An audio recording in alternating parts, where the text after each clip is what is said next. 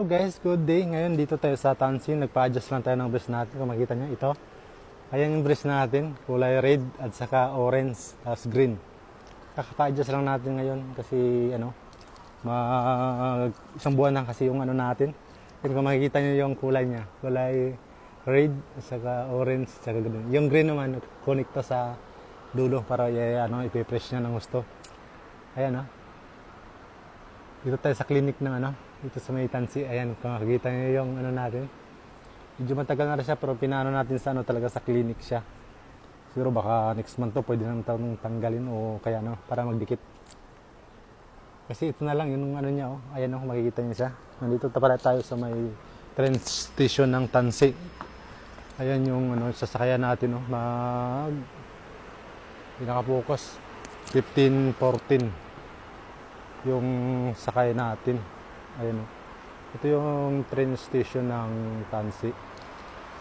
Wala pa masyadong tao ngayon dito Medyo mainit siya ngayon dito kaya ayan naghihintay tayo ng train.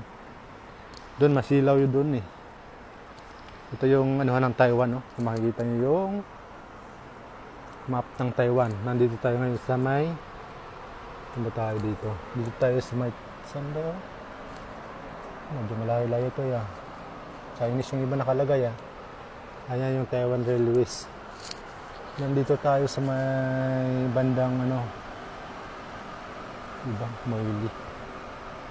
Dito sa may Dadja Taichung. May Taichung. Wala check 1 yung nakalagay Ayan yung mga dito ngayon. Ayan yung nag-aabang tayo ng tren. Di ba? Shout out dyan sa mga barberong malulupit.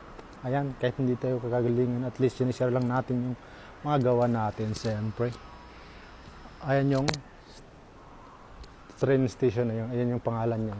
Ayan Yun di ba? Wala pang hinihintay natin. Kunti pala yung tao dito. Ito yung parang sa avatar makikita niyo yung taas.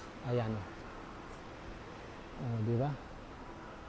Linis ng dito, train station. Yan yung makikita niyo yung taas dito. Parang ng avatar. Di ba yung pelikulang Avatar? At siyempre walang nakaharang dito na area. Yan, tuloy lang siya. Yan, ayan. Di ba? Ang ganda linis. Walang nakatao-tao. Muna tayo, mag-aabang.